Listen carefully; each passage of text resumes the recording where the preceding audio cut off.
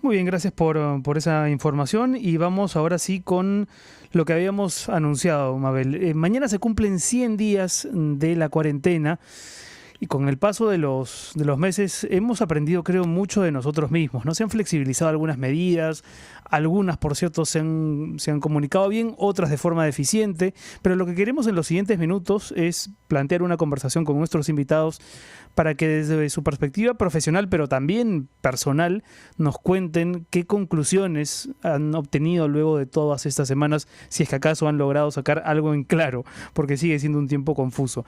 Hemos invitado a un médico especialista en salud pública para tener esa perspectiva, a un economista que seguramente también va a hacer una reflexión respecto de los números y a un sociólogo para hablar del famoso tema de la paradoja peruana y de nuestro comportamiento social. Está el doctor Jorge Abel Salinas, el señor Javier Díaz Albertini, doctor también en sociología, y Noelia Bernal. Muy buenas tardes con todos. No sé si tú quieres empezar, Mabel. Sí, muy buenas tardes. A ver, el tema de salud sin duda es uno de los que más se ha intentado analizar en estos 100 días. Empezaría por el doctor Jorge Abel Salinas.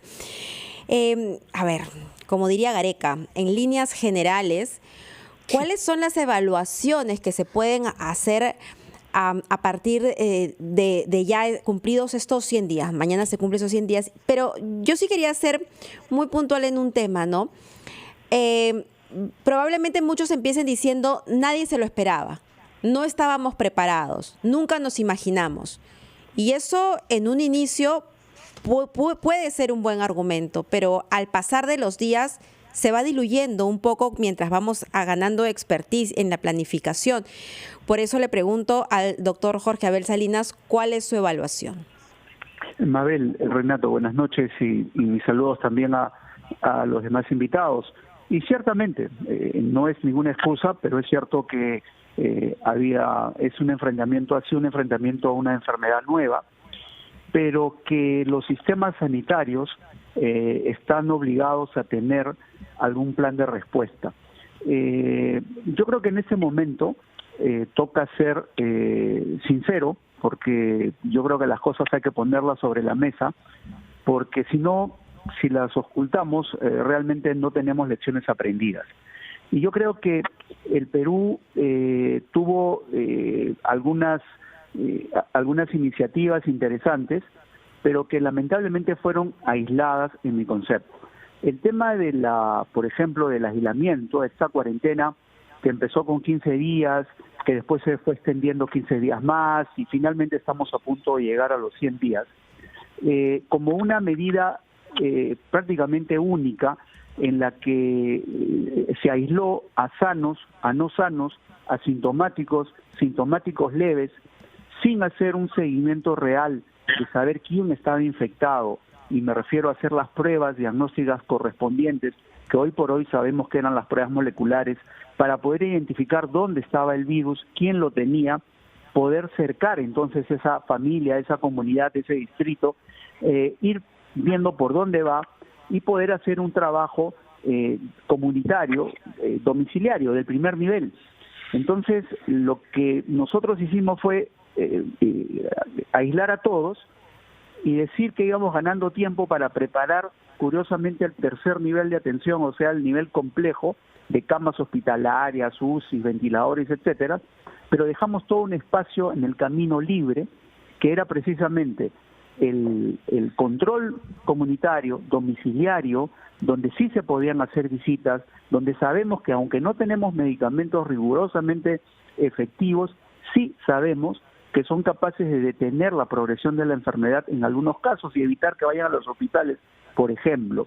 Entonces, y si a esto le sumamos el tema comunicacional, que ciertamente ha dejado mucho que desear, porque hemos tenido idas y venidas, mensajes más bien confusos, cuando en realidad cuando uno enfrenta una pandemia, una de las cosas que uno aprende en epidemiología es la comunicación del riesgo, que significa la comunicación asertiva, oportuna, veraz, que pueda servir para que el ciudadano sepa cómo cuidarse y prevenir el contagio o la propagación de la enfermedad. Lamentablemente eso no ocurrió. Ujú. Bueno, a ver, Y vamos por eso a... los resultados, Sí. por eso los resultados sanitarios no son pues los que esperábamos, ¿verdad? Nosotros pensábamos que esto iba a tener un impacto sanitario mucho mejor, y no estamos hablando todavía de una gran cantidad de enfermedades desatendidas que nos van a pasar la factura en breve, como son anemia, el control de gestantes, los millones de dosis de vacunas que no se han podido colocar, en fin, tenemos una serie de cosas que todavía no terminamos de Sí. controlar y no se van a aparecer. Pero ahí tenemos ya un primer diagnóstico, digamos, desde el punto de vista médico, ¿no? La reacción sanitaria o la reacción de comunicación para controlar el aspecto sanitario no ha sido precisamente el mejor. Vamos a pensar ahora desde la economía, con Noelia Bernal, y pensaba plantear más que una pregunta, una reflexión para que usted la continúe, en el sentido de cómo es posible que un país como el Perú, que tiene unos fondos internacionales, si uno compara ve en la tabla por países, tenemos más fondos, o teníamos, allá a estas alturas no sabría precisarlo, más fondos que Dinamarca, que España, que Suecia, menos que Canadá, pero mucho más que países que han tenido, que por supuesto tienen otra configuración social y otra economía. Pero ¿cómo es posible que un país con esas espaldas financieras, por decirlo de alguna forma, hoy esté catalogado como uno de los países del mundo que más impacto negativo va a asumir cuando pase esta pandemia? Está el tema de los bonos, si es que se entregaron correctamente, el impacto de la informalidad. ¿Cuál es su conclusión, señora Bernal, de cómo la economía peruana ha funcionado o no ha funcionado en estos meses? Gracias, Renato, gracias, Mabel, por la invitación. Buenas noches también a los invitados. Mira, y digamos, un poco el balance acerca del impacto que está teniendo este shock en nuestra economía es un balance obviamente negativo. Como bien lo ha explicado el doctor Abel Salinas, la estrategia para enfrentar este shock ha tenido que ser doble, en el sentido de un lado sanitario, de reforzar nuestro sistema sanitario, y un lado económico. Entonces, en primer lugar, digamos, esto nos agarró, si bien es cierto, desprevenidos, pero en las primeras semanas nosotros como gobierno, como país, teníamos que haber planteado una estrategia tanto de corto como mediano y largo plazo, porque el impacto de este shock no es solamente de corto plazo. Voy a en un momento a repasar las medidas que se tomaron para el corto plazo. Este shock básicamente es un shock de oferta laboral, porque los trabajadores han tenido que verse restringidos a salir a trabajar, y eso tiene impacto en su generación de ingresos en el corto plazo, pero también a mediano y largo plazo. Vamos a tener un impacto tanto en una caída en la productividad agregada, una caída en el consumo, un aumento probablemente de la informalidad, y entonces vamos a tener una demanda golpeada. Eso sobre todo por el lado de los trabajadores informales, porque recordemos que nuestro mercado laboral es un mercado que se caracteriza por el autoempleo, por la mayoría de nuestros trabajadores son trabajadores independientes e informales. Entonces, en un país con una economía de mercado con estas características, pues teníamos que haber implementado estrategias acordes con estas características de nuestro mercado laboral, ¿no? Y no se ha hecho así, entonces. En mi opinión, y ahí retomo lo que mencionaba Renato acerca de los bonos, algunos subsidios a las planillas. A ver, voy en orden. Los bonos, si bien es cierto, se dio a la gente primero pobre y luego a la gente independiente, son bonos de un solo pago. Entonces, es una medida de corto plazo que alivia la no generación de ingresos de estas personas, pero ¿por cuánto tiempo, cuánto de consumo te financia un bono de 380 soles, verdad? Imagínate una familia de 4 miembros, entonces con muchas carencias sanitarias, de agua, etcétera. Entonces, es una medida naturalmente de corto plazo. Y, no quiero entrar a hablar de los detalles logísticos de cómo se implementó en un país donde solamente nuestra penetración financiera es de 40%. Entonces, ¿qué quiere decir? Que la mayoría de esta población no tenía acceso a una cuenta bancaria, lo que implicaba era de que tenían que terminar en el banco haciendo la cola, con la consecuencia sanitaria que eso tiene de contagio, ¿no? Bueno, bien. Otra medida fue dedicada a los trabajadores formales, ¿no? Hubo el tema del subsidio a la planilla, hubo el tema de disposición del ahorro de la AFP, que si bien, otra vez, medidas de corto plazo para que financien su consumo, son dirigidos a este grupo de trabajadores formales. Pero ¿qué pasa con la gran masa de trabajadores informales, independientes, que viven del día a día? No hubo una estrategia clara de apoyo tanto de corto como de mediano plazo para este grupo. Vamos a ir a una pausa, que estamos con el tiempo exacto, y regresamos para retomar esta conversación con el doctor Jorge Abel Salinas, con el doctor Díaz Albertini y con Noelia Bernal. Estamos tratando de sacar conclusiones, ¿no?, de estos 100 días. Mañana se cumplen los 100 días de cuarentena en el Perú. Volvemos con eso.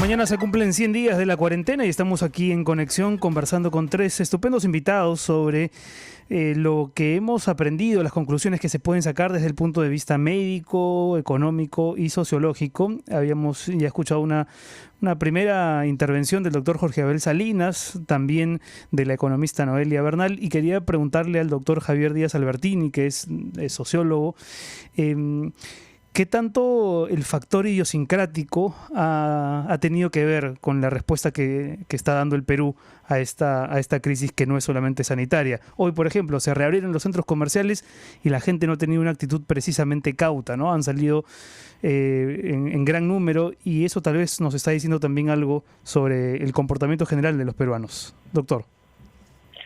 Sí, bueno, buenas noches y saludo a ti y a Mabel y a la economista Bernal, doctor Salinas.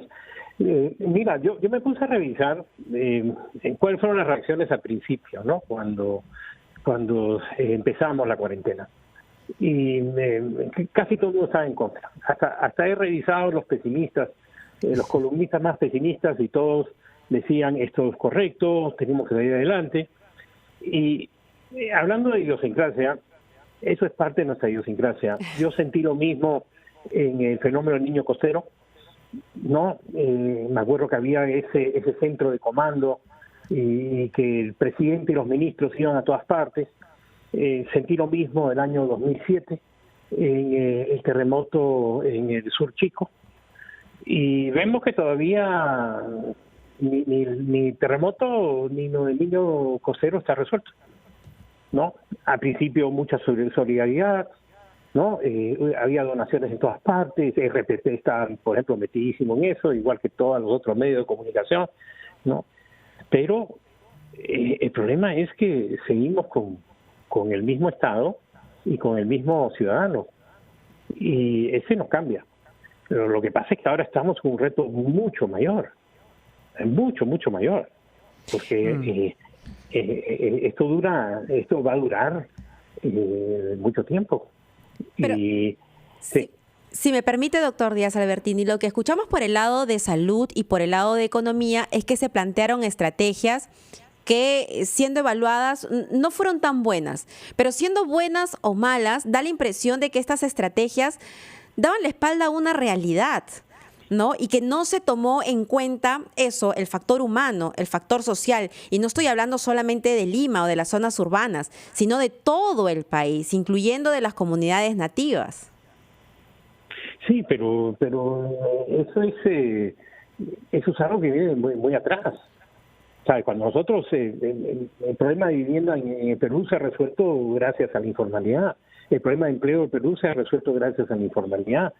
La informalidad ha sido como esa varita mágica en la cual todos los problemas que tenía el país se los echábamos, y entonces las personas salían día a día a resolver sus problemas. Entonces teníamos un sector pequeño, privilegiado, porque eso es algo también que se ha mostrado claramente en la pandemia, ¿no? La desigualdad tan grande que hay en el país. Y entonces yo creo que no es que la gente no se dio cuenta que había informalidad. sino que la informalidad es un problema que no tomamos medidas para disminuir y resolver. Solamente quisiera acotar algo, por favor, porque usted ha dicho que a la informalidad se le echa la culpa de todos los males. Ha habido también una narrativa de mira el irresponsable, mira el malo de la película, mira el villano que sale a las calles a trabajar. Y esa es una división bien grande que hay también en nuestro país, ¿no? Aquellos que han pasado de manera cómoda, de cierta manera, la cuarentena bajo un techo con una refrigeradora, yendo al supermercado una vez a la semana, que son los menos, y el otro, ¿no? El informal que tiene que salir a buscársela. Aquella persona que no tiene recursos, pero que resulta siendo el malo de la película, porque es el irresponsable que sale a la calle. Yo no dije que era el malo de la película, yo digo que los males del Perú lo resuelve el sector informal. No. Nunca hubo política de vivienda. Ese es un mal. ¿Quién solucionó la política de vivienda? La invasión, la autoconstrucción. No había suficiente empleo formal. ¿Quién resolvió eso? Trabajando. Entonces, lo que estoy diciendo es que hay un facilismo en el país. Acuérdense que PPK prometió que iba a disminuir a 30%, de 70 a 75%, a 30% la informalidad. Esa era una de sus grandes promesas.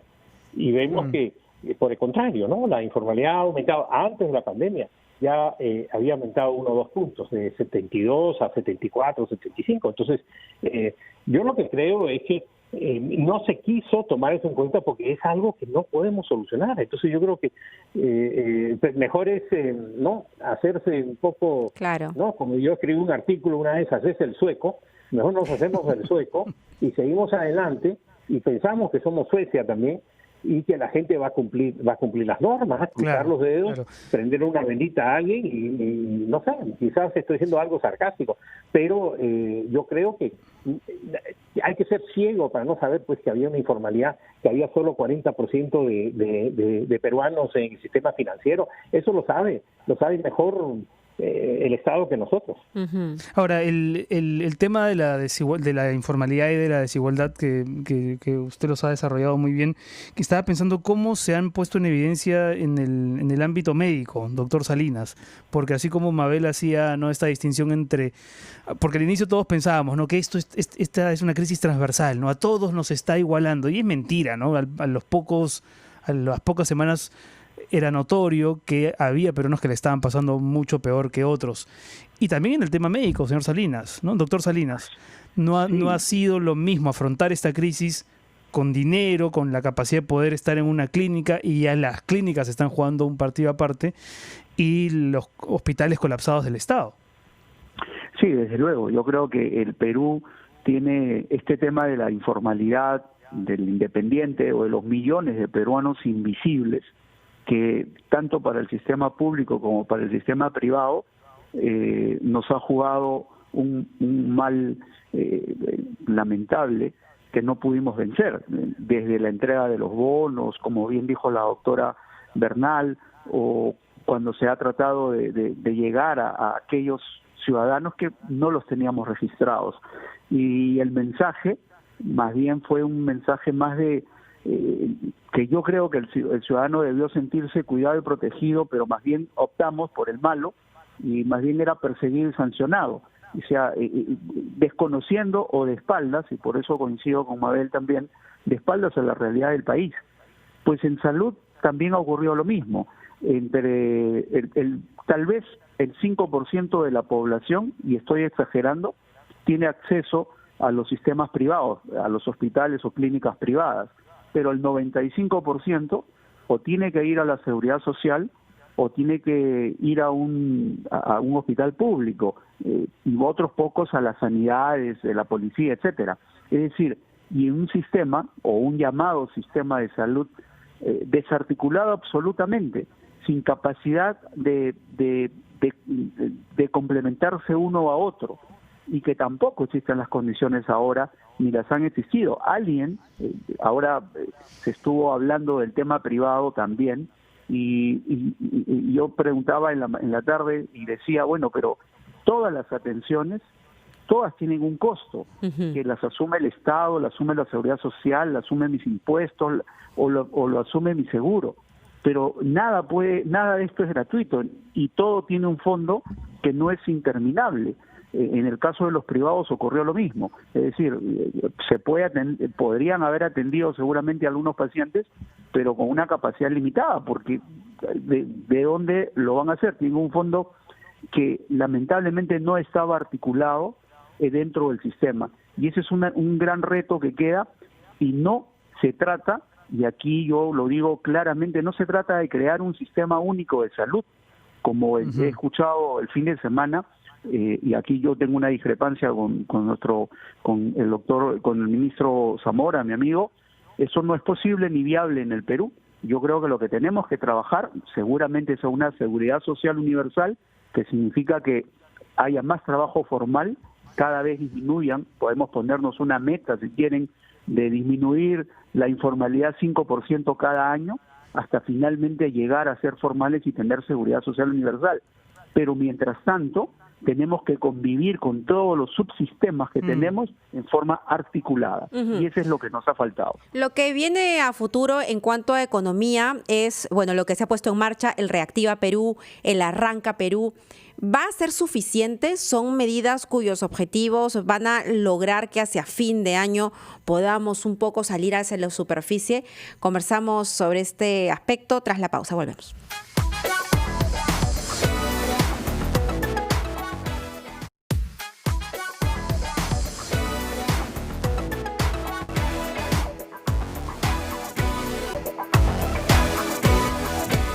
Y 52, ya regresamos con la última parte de esta conversación que tenemos, evaluando los 100 los 100 días únicos de la cuarentena en nuestro país.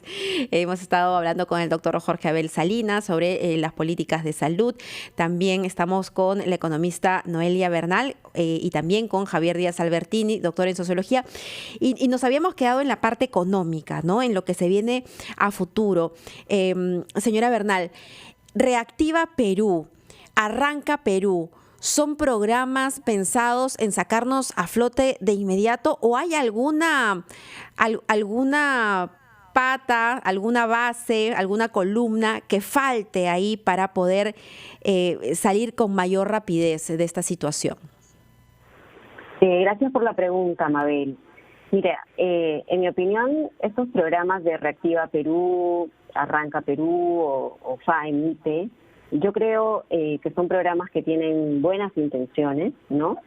Pero no me queda muy clara, otra vez, cuál es la estrategia detrás de implementar estos programas. Si ha habido un buen diagnóstico para que justifique el diseño de estos programas. Lo digo, digamos, con algo un ejemplo muy didáctico. Se critica mucho el problema de la asignación de Reactiva Perú, que la gran mayoría de los fondos han sido asignados para las grandes empresas, ¿no?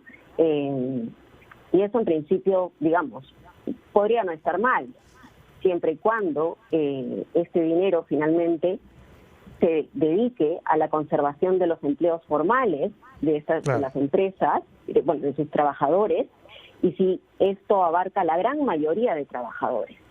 Pero si ese no es el caso, si es que más bien son pocas las empresas y que a su vez contratan a muy pocos trabajadores formales, pues entonces ahí hay un problema de diseño, ¿verdad? Porque se asignan un montón de recursos, como bien decía Renato al inicio, que somos un país con grandes recursos, reservas, bajo ratio de deuda, de deuda sobre PBI.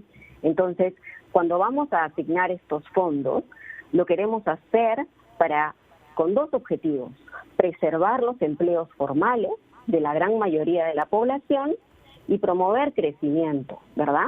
Entonces, si ese ha sido el criterio, pues entonces deberíamos observar el resultado de estos programas en ese sentido. A mí no me queda muy claro que ese haya sido el criterio. Yo creo que ha sido como que un poco soltar el dinero porque hay que sacar alguna medida, y no me queda muy claro que ese haya sido el diseño. Lo vamos a ver, por supuesto, conforme pase el tiempo, ¿no? Pero entonces es en base a un buen diagnóstico que, digamos, yo pienso de que deben diseñarse las políticas, porque si no tienes un buen diagnóstico es como ir al médico, ¿no? Si es que no te vas al médico y no sabes exactamente qué tienes, no sabes qué tratamiento aplicar.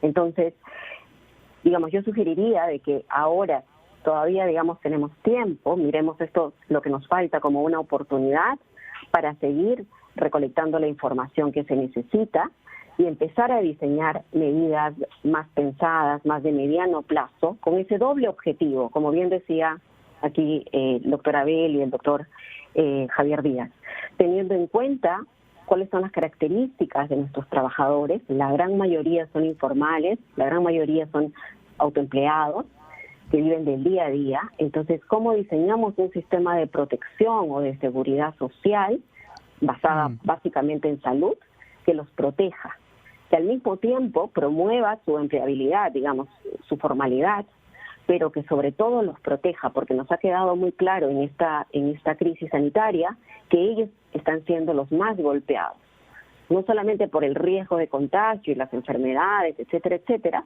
sino además porque han perdido su trabajo y han perdido su capacidad de generación de ingresos. Claro, claro. Bueno, si ese es un poco el saldo de la perspectiva económica, estaba pensando mientras escuchaba a Noelia Bernal y ya pensando preguntarle al doctor Javier Díaz Albertini, ¿cómo evalúa usted las estrategias de control social? Porque también existe, ¿no?, esta idea de más o menos enraizada de que el peruano necesita disciplina, de que el peruano tiene una cierta debilidad hacia la mano dura. Y uno se pregunta, ¿hubiese sido mejor una cuarentena focalizada? ¿Estuvieron bien los toques? ¿Está bien el toque de queda? ¿Cómo lo evalúa y qué propuesta plantearía, doctor, de aquí en adelante hacia esta nueva normalidad que ni es muy nueva ni es muy normal? Bueno, mira, yo creo que, por desgracia, estamos yendo hacia la búsqueda de una inmunidad de grupo o de rebaño, ¿no? Sin decirlo, ¿no? Yo creo que lo que veo yo en la calle y lo que veo esos contactos va en ese camino, ¿no? Que con una calamidad que va a ser muy grande, creo. Pero yo creo que hasta cierto punto, puedo estar equivocado, y ojalá que esté equivocado, se ha tirado la toalla, ¿no? Se trató... Da esa impresión, ¿no? Sí, da esa impresión. Y acuérdate que esa era también una de las tentaciones de principio. Yo justo escribí un artículo en El Comercio criticando a Boris Johnson, porque antes que él cayera con el COVID, era famoso que él iba a ir por el camino de la inmunidad de grupo, ¿no? Como ha hecho Suecia, por ejemplo, y muy pocos países que han privilegiado quizás un poco lo que es la economía. Pero son otros países, pues es otra realidad. A nosotros lo que nos falta es una política social fuerte, integrada, como han dicho también los otros invitados. Yo estoy viendo, por ejemplo, se habló de idiosincrasia peruana, ¿y por qué no hablamos de idiosincrasia estadounidense? ¿Cómo están saliendo a la calle? ¿Cómo se están infectando? ¿Cómo los estados que han abierto muy temprano por la presión económica, como la Florida, como Texas, están ahora volando de casos? ¿Por qué? Porque también, por otra razón, el norteamericano también se ha quedado sin trabajo. Hay programas estatales, evidentemente tienen más dinero, pero que solo llega a satisfacer. Entonces, además tienen este individualismo metido en la cabeza que también nosotros, hasta cierto punto, y tienes un presidente además que da un mal ejemplo. Pero ellos tienen ese problema también, ¿sabe? El bien común, el bien colectivo parece que ha desaparecido y ahora sálvese quien pueda, y eso nos pasa en todos los niveles. Lo que pasa es que en los niveles independientes o los niveles pobres significa sálvese quien pueda, salgo a vender. En los niveles más altos, pues la discusión algunas veces, Renato, es triste decirlo, es ¿qué hago con mi trabajadora del hogar? ¿No? ¿La acepto o no la acepto? ¿La mantengo secuestrada en cuarentena sin ver sus hijos hasta que se resuelva esto? Es triste, pero es una discusión que a veces salen en las redes, ¿no? Tu gran preocupación es quién entra en tu casa, ¿no? y están pensando pues en ese mundo tan pequeño, ¿no? Y yo creo que con el tiempo la gente de mayores recursos van a estar refugiando contra la gente de menores recursos que tienen más posibilidades en este momento de ser infectados. Y es paradójico, porque acuérdate que fueron los sectores de mayores recursos Los que trajeron. al final, Al principio, ¿no? sí, pues. Infectaron. Sí. Sí. Entonces, triste. esa trabajadora del hogar que ahora es temida, no, ella fue la que regresó a San Juan de Urigancho, Sí. que regresó pues y terminó infectando a la gente, ¿no? Qué gran verdad y qué triste escenario, de verdad, porque se supone que esta crisis nos debería sacar más evolucionados, ¿no? Como sociedad, pero parece que por el contrario hemos involucionado. La verdad es que ha sido una mesa de lujo, Renato. Sí, no, con conclusiones bien interesantes, ¿no? Las medidas de corto plazo, la mala comunicación del riesgo y todos estos aspectos sociales que ha puntualizado el doctor Díaz Albertini. Muchas gracias a los tres, en serio. De verdad es un lujo poder invertir una buena cantidad de tiempo en una conversación con esta profundidad. Gracias al doctor Salinas, a Noelia Bernal y nuevamente al doctor Díaz Albertini por estar con nosotros hoy. Gracias a los tres. Muchas gracias a ustedes. Muchas gracias a todos. Gracias. Gracias. Por la oportunidad. Un placer. Buenas noches. Hasta Queda luego. corto, ¿no, Mabel? Queda corto, ¿no? Porque Queda corto, hay muchos da ganas de aspectos hacer más. muchas preguntas más. Por Sí. supuesto, creo que vamos a tener que plantear nuevamente, pero ya pensando más en el futuro, en lo que nos toca, ¿no? Y la verdad es que uno de los objetivos de estas conversaciones es que también nos podamos revisar, ¿no? Cada uno a nivel individual. Sí, lo que hemos hecho bien.